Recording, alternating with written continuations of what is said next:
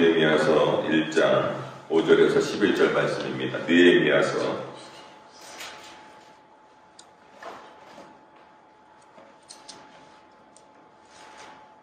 1장 5절에서 11절 말씀 제가 봉독해 올립니다. 이르되 하늘의 하나님 여호와 크고 두려우신 하나님이여, 주를 사랑하고 주의 계명을 지키는 자에게 언약을 지키시며 긍휼을 베푸시는 주여 간구하나이다.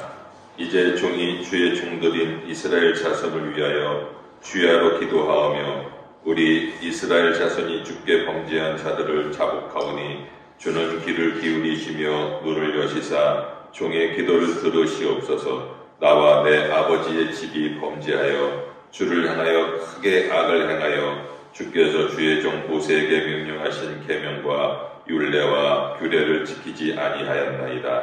옛적에 주께서 주의 종 모세에게 명령하여 이르시되, 만일 너희가 범죄하면 내가 너희를 여러 나라 가운데 흩을 것이요, 만일 내게로 돌아와 내 계명을 지켜 행하면 너희 쫓긴 자가 하늘 끝에 있을지라도 내가 거기서부터 그들을 모아 내 이름을 두려고 택한 곳에 돌아오게 하리라 하신 말씀을 이제 청하건대 기억하옵소서. 이들은 주께서 일찍이 큰 권능과 강한 손으로 구속하신 주의 종들이여 주의 백성이니이다.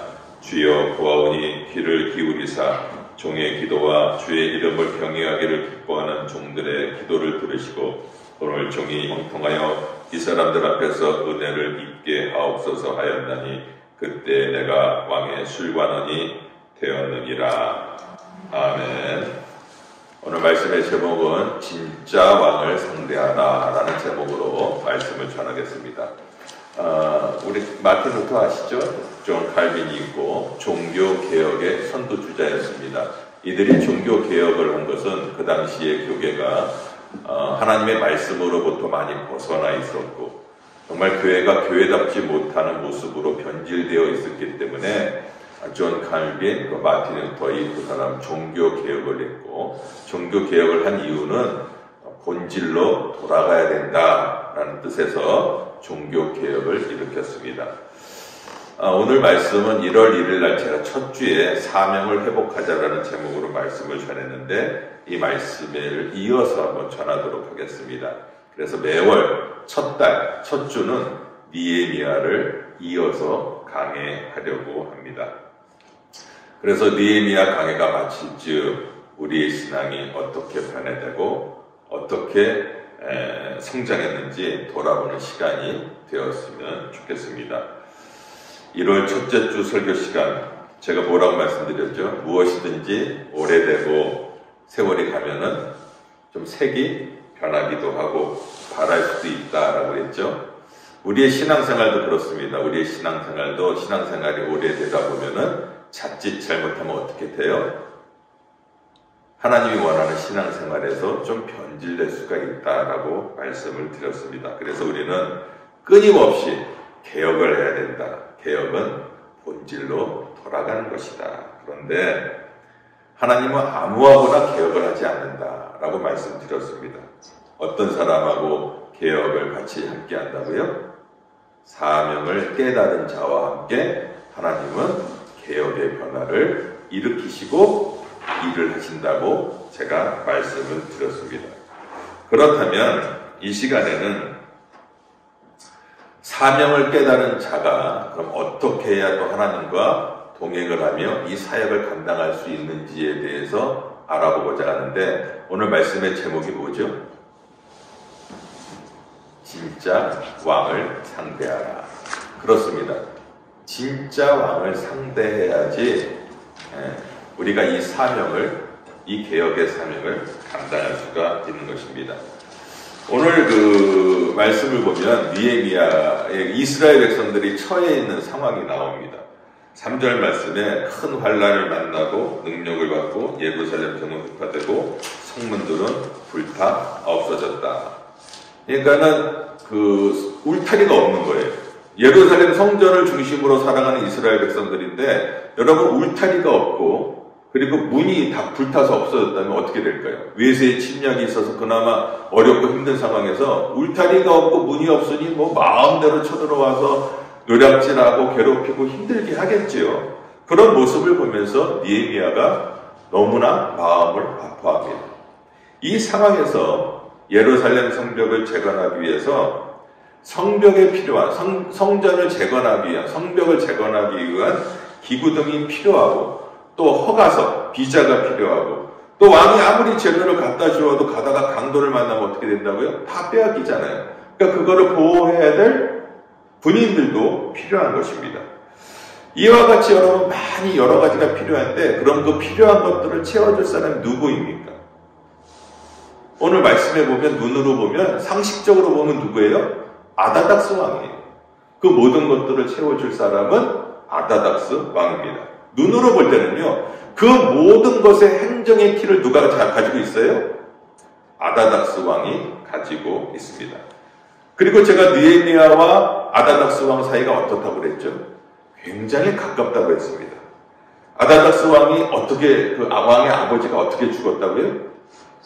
지난 1월 1일 날 설교가 잘 기억이 안 나시죠? 어떻게 죽었다고요? 독살당했다고 했습니다. 그래서 이 아다닥스 왕은 항상 불안에 있었어요. 그래서 무엇을 먹을 때나 무엇을 마실 때 이게 혹시 독살되지 않나 그런 두려움이 있었습니다. 그래서 자기의 생명을 지켜준 정말 나의 생명을 보장할 수 있는 그런 가장 긴밀한 사람을 경호실장, 즉 술관원장으로 세워야 되는데 그 사람을 누구를 세웠다고요? 느헤미야로 세웠다는 거예요. 느헤미야가 술관원장이라는 거예요. 그러고 왕하고 어떤 관계죠? 굉장히 정말 친밀한 관계. 무엇이라도 다 줄 수 있는 그런 관계였다는 것입니다. 여러분 그렇게 가까운 사이인데 그 왕이 내가 좀 부탁하면 들어주지 않겠어요? 그런데 개혁을 주도하는 사람은요 그렇게 하지 않았다는 것입니다. 어떻게 하는가 하면요 어떤 문제를 상대하기 전에 모든 문제를 정말로 해결해 주실 그런 해결자를 찾았다는 거예요. 그 오늘 본문 내용이 4절 5절인데 내가 이 말을 듣고 앉아서 울고 수일 동안 슬퍼하며 하늘의 하나님 앞에 금식하며 이르되 하늘의 하나님 여호와 크고 두려우신 하나님이여 주를 사랑하고 주의 계명을 지키는 자에게 언약을 지키시며 긍휼을 베푸시는 주여 간구하나이다. 제가 지금 아다닥스 왕하고 어떤 사이라고요? 생명을 서로 보장할 수 있는 생명을 보장해주는 그런 상이에요. 생명을 담보로 할 정도로 가까운 사이인데 이 느헤미야는 눈으로 보이는 왕을 상대하지 않고 뭐예요? 눈에 보이지 않는 진짜 왕을 상대하고 있다는 것입니다. 이것이 굉장히 중요한 거죠. 이것이 바로 개혁을 주도하는 사람의 첫 번째 모습입니다. 많은 사람들은요, 눈에 보이는 곳에 가서 상대합니다. 그러나 느헤미야는 그렇지 않았다는 겁니다. 우리가 여러분 문제가 있을 때 항상 기도하라고 그러잖아요. 지인자매 무슨 문제 있어요? 기도하세요. 하나님 앞에 기도하세요. 이렇게 권면하죠. 근데 많은 사람들이 기도하라 그러는데 왜 기도를 못하는가? 그것은 눈에 보이는 사람이 더 쉬워요. 내 아는 지인, 영향력이 있는 사람한테 가서 부탁하는 게 더 쉽기 때문에 눈에 보이지 않는 하나님 앞에 진실되게 나가서 기도를 하는 것을 어려워하는 것입니다. 에스라 사장에는 이런 내용이 있습니다. 아다닥스 왕이 에스라 사장에 이런 얘기를 하는데 그 왕의 신복들이 이렇게 얘기합니다. 왕이시여, 이 악한 자들이, 이게 이스라엘 백성들을 얘기합니다. 지금 성읍을 건축하려고 합니다. 그러면서 지금은 성을 수축하고 성곽을 이미 공사하고 있는데 그들은 악한 자입니다. 라고 에스라에서는 그렇게 왕에게 보고를 합니다. 그러니까 이 왕이 들을 때는 이스라엘 백성들이 어떤 사람들이에요? 아주 악한 사람들이에요. 그래서 왕이 에스라 4장 21절에 이렇게 명령합니다. 그 사람들로 하여금 역사를 그치게 하고 그 성전 건축을 멈추게 하라. 그리고 내가 조서를 내릴 때까지 기다리라고 하라라는 명령을 선포합니다. 그렇다면 여러분, 이스라엘 그 아다닥스 왕의 마음이 어떨까요? 이스라엘 백성들에 대한 아주 꽉 막혀 있는 거예요. 악한 백성인데 듣기에는 꽉 막혀 있겠죠. 그래서 이스라엘 그 느헤미야가 만일 그 왕에게 가서 왕이시여, 저 성전을 좀 건축해야겠는데 그 전에 내렸던 그 조서를 좀 다시 번복하면 안 될까요? 그렇게 얘기를 한다면 혹시 모르죠. 야, 내가 이거 느헤미야 술관원까지 시켜줬는데 이게 이제는 내가 내린 조서에 손을 대? 괘씸하네, 아니, 교만하네, 이럴 수도 있겠죠. 그러죠?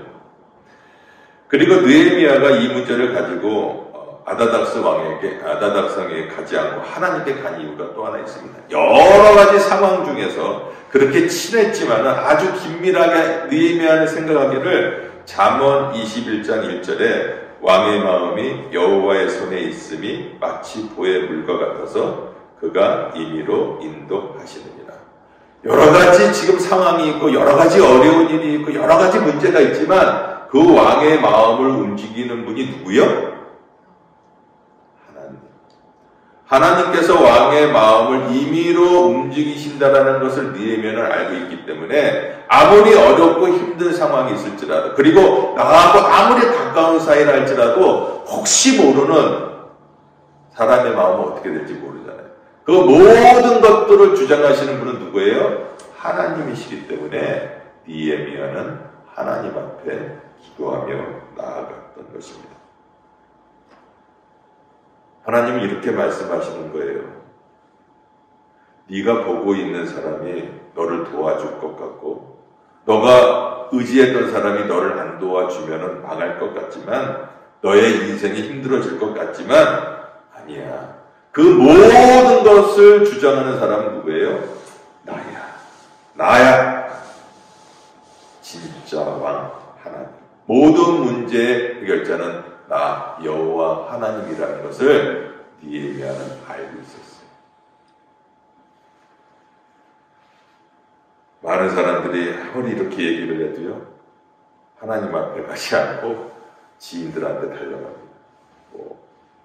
삼촌, 이웃사촌, 재력이 있고 낙터에다가 우리 집의 문제를 삼촌하고 친하니까 다 해결해줄 것 같이 찾아가는데, 그런 분들은 하나님이 어떤 분인지를 잘 몰라서 그렇게 하는 거예요.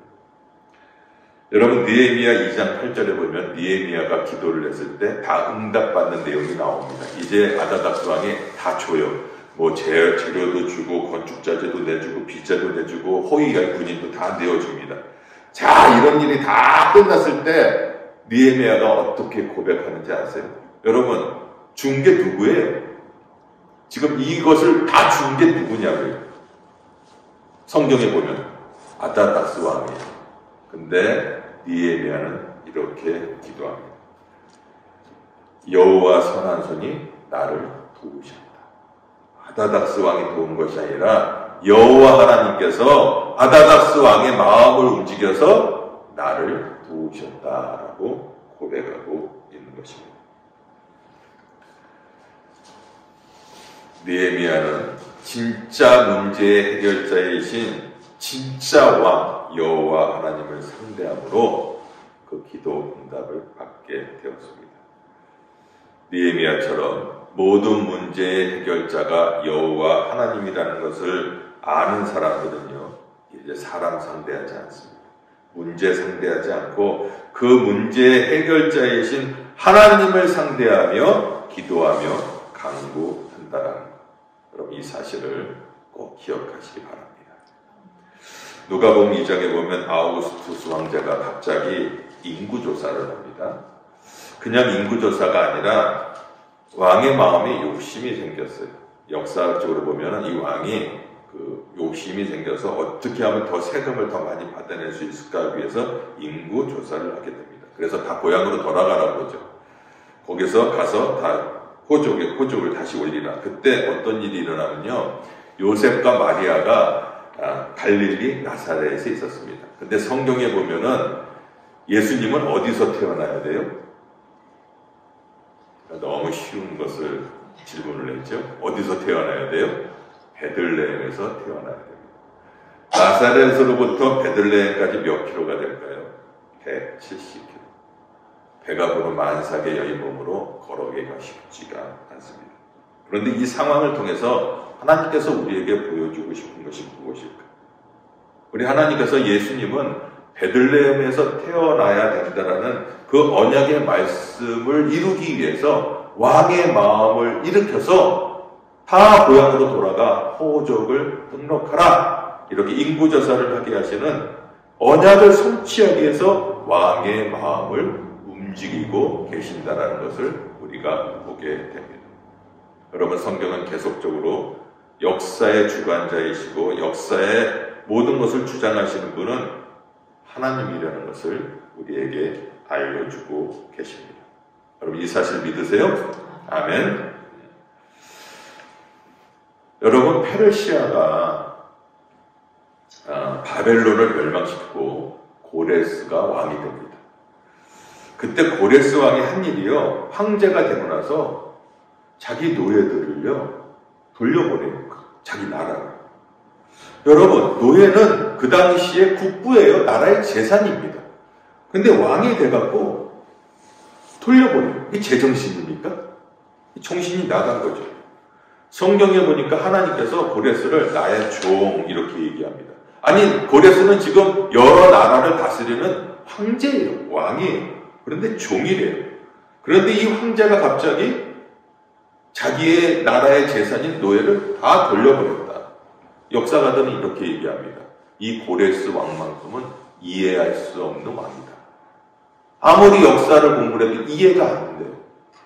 그런데 하나님이 뭐라고 하셨느냐면요, 너희들이 포로로 간 지 70년이 되면은 반드시 예루살렘으로 다시 돌아올 것이라고 말씀하셨습니다.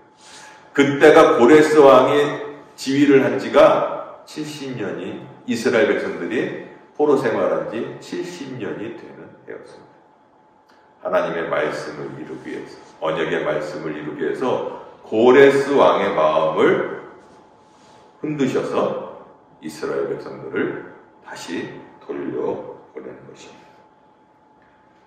여러분, 진짜 왕을 상대하시기 바랍니다. 모든 세상의 주관자이시고 모든 문제의 해결자이신 전능하신 하나님 앞에 나아가 하나님 앞에 기도함으로 말미암아 저와 여러분이 응답받는 귀한 은혜의 삶이 되시기를 주의 이름으로 축원드립니다. 두 번째 그가 한 기도는요, 회개 기도였어요. 6절 7절을 보니까 범죄하여 자복하오니 회개입니다. 여러분, 우리 같으면 여러 문제가 있어요. 경제의 문제가 있어요. 자녀가 문제가 있어요. 그럼 하나님 앞에 나아가죠. 하나님, 우리 자식이 문제가 생겼습니다. 그러면서 뭐라고 합니까? 하나님, 우리 아들 좀 도와주세요. 이게 우리의 기도의 모습이죠. 하나님, 내가 필요한 게 있어요. 경제적으로 하나님 앞에 나아가 하나님, 이게 필요한데 하나님 도와주세요. 이렇게 기도합니다. 그런데 니에미야는 뭐라고요? 회개 기도를 먼저 했다. 우리하고는 좀 다르죠. 이게 개혁을 주도하는 사람의 기도의 모습입니다. 무엇인가 하면 이 문제를 해결해 주는 게 기도 제목이 아니라 하나님과의 관계 회복이 먼저라는 것을 니에미야는 알고 있었다는 것입니다. 이거 주세요, 저거 주세요, 도와주세요가 아니라 하나님과의 관계가 회복이 돼야 하나님께서 응답을 하시죠. 아멘. 하나님과의 나의 관계를 맡고 있는 것이 무엇입니까? 죄예요. 그래서 그 죄의 문제를 지금 고백하면서 풀고 있는 것입니다. 말씀해 보니까 자기 부모의 죄, 자기 조상의 죄를 고백하면서 하나님께 얘기합니다. 하나님, 우리 조상이 하나님의 율례와 하나님과 계명을 지키지 않았습니다. 나도 그렇습니다. 하나님 용서해 주시옵소서. 이게 왜 중요합니까? 회개는 하늘의 문을 여는 열쇠이기 때문에 그렇습니다. 솔로몬이 성전을 건축하고 보름에 걸쳐서 낙성식과 그리고 절개식을 마쳤습니다. 그런 다음에 하나님께서 그 다음날 나타나셔서 솔로몬에게 이렇게 얘기하죠. 솔로몬아, 내가 너의 기도를 다 들었다. 네가 백성들을 위한 기도 내가 다 들어주겠다. 그리고 그 때를 알려주셨는데 그 때가 언제냐면 역대상 7장 14절에 내 이름으로 일컫는 내 백성이 그 악한 길에서 떠나 스스로 겸비하고 기도하여. 언제라고요? 하나님이 들어주시는데 그 백성들이 악한 길에서 떠날 때 내가 기도를 들어줄게 라고 말합니다. 여러분, 왜 기도가 응답되지 않습니까? 그건 하나님과의 관계가 틀어져 있기 때문에 기도가 응답이 안 되는 것입니다. 오늘 친구하고 막 싸워요. 우리 하민이가 제일 친한 친구가 누구지? 알렉스하고 막 싸워. 그 다음날 가고 알렉스 나 밥 좀 사줘. 그럼 밥 사주겠어요? 아니잖아요. 관계가 틀어졌는데. 시편 66편 18절에 보면 내가 마음의 죄악을 품으면 주께서 듣지 아니하시니. 이사야서 1장 15절에 너희가 손을 펼 때 내가 눈을 가리우고 너희가 많이 기도할지라도 내가 듣지 아니하리니 이는 너희의 손에 피가 가득하니라. 뭐라고 말씀하시죠? 기도를 많이 할지라도 내가 듣지 않겠다라는 거예요. 새벽마다 나와서 기도할지라도 내가 너 기도 듣지 않겠다라는 거예요. 왜요? 관계 회복이 안 됐어요. 내 손에 미움과 증오와 피가 죄가 가득한데 마음의 분노가 가득한 상태에서 기도한들 나는 너의 기도를 듣지 않겠다. 그 사람이 기도를 안 한 게 아닙니다. 그렇게 기도를 많이 해도 왜 응답이 되지 않는가 하면 진정한 회개를 통해서 관계 회복이 되지 않은 상태에서는요, 하나님께서 기도를 듣지 않으시겠다. 느헤미야는 필요한 것보다 하나님과의 관계, 이스라엘 백성들이 하나님과의 관계의 회복이 절실히 필요했기 때문에 그 기도를 드리고 있는 것입니다. 이것이 바로 개혁을 주도해 나아가는 기도의 사람의 모습인 것입니다. 여러분, 소돔과 고모라가 왜 망했어요? 죄 때문에 망했습니까? 회개하지 않아서 망했어요. 여러분, 요나 아시죠? 니느웨로 가서 하나님께서 회개하라고, 그럼 이 성을 회복시켜 주시겠다고, 진노하지 않겠다고 말씀하셨잖아요. 이 니느웨의 백성들이 얼마나 독한 백성이냐, 얼마나 못된 백성인가 하면요, 포로들을 끌고 갈 때 여러분 소의 코를 깨잖아요. 이게 코를 뚫잖아요. 그렇듯이 사람 포로를 코를 뚫어. 그래야 굴비 엮듯이 줄줄줄줄 엮어갖고 끌고 가는 거예요. 그러다가 뭐 좀 반항하거나 좀 힘들거나 그런 사람이 있으면요, 그런 모래를 파요. 그래서 거기다 묻어. 코만 남겨. 그리고 햇빛을 통해서 말려 죽이는 거예요. 여러분, 죽일 놈들 아닙니까? 이렇게 못된 민족이 어디 있습니까? 요나도 저는 이해가 가요.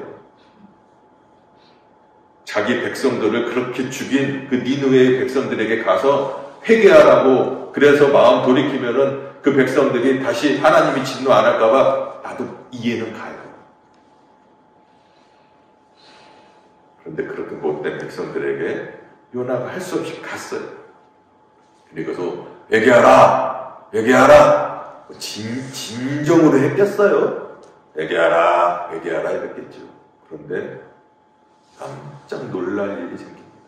왕부터 시작해서 온 백성들이 죄를 뒤집어 쓰고 금식하며 회개해요. 그러니까 하나님의 진노를 거두시고 관계가 회복되었습니다. 여러분, 우리는 왜 살았습니까? 저 세상 사람들하고 다릅니까? 우리는 죄 없습니까? 다 죄 짓고 살아요. 왜 살았죠? 왜 영생을 얻었죠? 왜 구원을 얻었죠? 그건 내가 십자가 앞에 나아가 나의 죄를 회개함으로 예수님이 피가 나의 죄를 씻었기 때문에 이제 하나님과의 관계가 회복됐기 때문에 우리가 구원받은 줄 믿으시기 바랍니다. 아멘. 회개. 그것이 그렇게 중요하다는 거예요. 하나님과의 관계가 철저하게 회복되지 않으면 기도한들 아무런 소용이 없다. 응답받은 것 같죠? 자기 최면에 걸려서 하는 거예요. 사단들도 그걸 아주 교묘하게 이용합니다. 하나님이 주시는 응답 아닙니다. 또 본문으로 들어가 6절에 보면 관계 회복이 있어서 중요한 것이 있는데 나와 나의 갑이지, 나를 포함해. 여러분, 이스라엘 백성들이 불순종하고 반역해서 포로로 끌려갔어요. 그때 느헤미야가 같이 있었습니까? 없었습니까? 예? 없었어요. 느헤미야는 그러면은 이미 몇 세대죠? 이미 몇 세대죠? 가르쳐줘도 잘 모르시죠. 3세대입니다. 3세. 나와는 아무 상관이 없어요. 우리 부모 조상들 할아버지가 죄를 지었지 나하고는 상관이 없습니다. 그런데 뭐라고요? 나와 나의 조상이 죄를 지었다. 이게 바로 관계 회복의 기도인 것입니다. 굉장히 중요한 거예요. 여러분, 행복한 집과 불행한 집이 있는데 이 이야기 다 아시죠? 행복한 집. 남편이 나가다가 아내가 그렇게 애지중지 여기는 화분을 깼어요. 여보, 미안해. 내가 화분을 깼어. 그래서 아내가 뭐라고 얘기합니까? 아유, 내가 오늘 아침에 당신이 지나갈 것 같아서 그걸 치웠어야 되는데, 아니야, 내가 미안해. 그러자 옆에 있던 딸이, 아유, 아니야, 엄마, 아빠. 내가 어저께 학원 갔다가 저녁에 들어오면서 내가 치웠어야 되는데, 아유, 그걸 내가 치우지 못했네. 그러자 집에 있던 어머니가, 아니다. 집에서 노는 내가 치워야 되는데, 어디서 듣도 못한 소리지요? 예? 처음 들어보는 소리 같죠? 불행한 집 가다가 화분을 깼어요. 아, 이거 누가 여기다 화분을 가져온 거야? 아내가, 당신은 눈이 없어? 딸이, 또 시작이구나. 또 시작이야. 그러니까 어머니가 뭐라고 얘기합니까? 자, 얘들한테 젊은 것들이 노인 앞에서. 여러분, 불행한 집안, 여러분은 불행한 공동체 아니면 행복한 공동체, 어떤 공동체가 되고 싶습니까? 가고 싶은 교회, 생명을 살리는 교회, 행복한 교회는요, 그 공동체의 허물을 가지고 중보하는 교회, 목사의 허물, 장로의 허물, 전도사의 허물을, 그리고 리더의 허물을 대신 안고 대신 그 죄를 지고 그 허물을 내가 뒤집어 쓰고 기도하는 교회. 그 교회가 생명을 살리는 교회요. 그 교회가 정말 가고 싶은 그런 교회가 아니겠습니까? 저희 교회가 2023년도 표어가 무엇입니까? 가고 싶은 교회. 생명을 살리는 교회. 어떤 교회가 가고 싶은 교회입니까? 내 이웃의 내 형제의 허물을 안고 자기 일처럼 중보하며 기도하는 그 사람이 있는 그 교회. 그 교회에 가고 싶지 않겠어요? 그 교회가 생명을 살리지 않겠습니까? 우리 교회가 그러한 교회가 될 줄 믿으시기 바랍니다.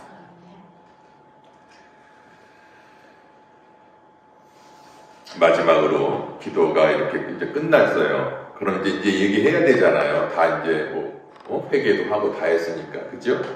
하나님, 이제 목재 필요합니다. 이제 갈 때 비자도 필요하고 갈 때 좀 군인들도 좀 이렇게 호의해 주세요. 이렇게 얘기하는 게 정상 아니에요? 그렇게 얘기하지 않겠어요? 그런데 느헤미야는 어떻게 기도하는가 하면, 하나님 기억하세요. 하나님 앞에 무엇을 내밀었죠? 모세에게 하나님께서 주셨던 말씀을 내밀고 있어요. 8절 9절에 보면은 이게 신명기 30장 1절 10절 말씀인데 이렇게 얘기합니다.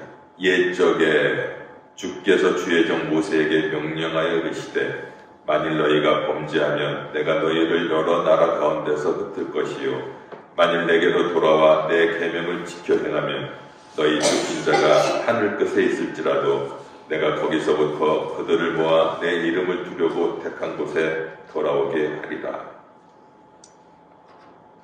이제 청하건대 기억하옵소서. 하나님 분명히 말씀하셨잖아요. 하나님 이제 이 백성이 회개하고 돌아오면 어떻게 한다고요? 다시 끌어 모아주신다. 다시 회복시켜 주신다. 말씀하셨잖아요. 여러분, 하나님의 말씀은 하나님의 뜻입니다. 하나님의 말씀은 하나님의 마음이 가는 방향입니다. 그래서 하나님의 말씀을 붙들고 하나님의 뜻을 구하는 그러한 기도자를 하나님께서는 찾으시고 그의 기도에 응답하고 계시는 것입니다.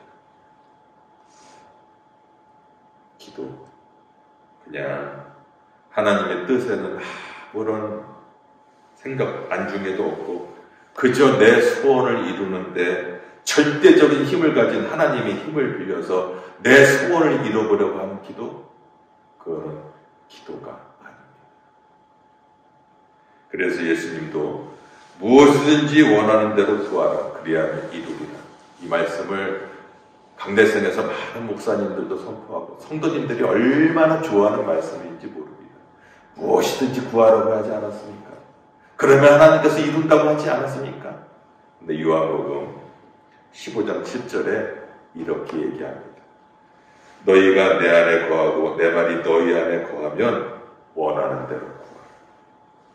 너 내 말이 너희 안에 거하니? 그럼 구해. 그럼 내가 이루어 줄게. 근데 말씀이 거하지도 않는데 구하는 거 아니라는 거죠. 하나님의 말씀을 붙들고 기도한다는 것은 하나님의 언약의 말씀이 반드시 이루어진다는 것을 믿기 때문에 우리가 기도하는 것입니다. 하나님은 말씀하신 그대로를 이루시는 줄 믿으시기 바랍니다. 아멘. 하나님의 신이시라 하나님의 변함없이 열심히 그 열심을 말씀을 통해서 발견하고 그 언약의 말씀을 붙들고 기도할 때 하나님께서 역사하신다는 것.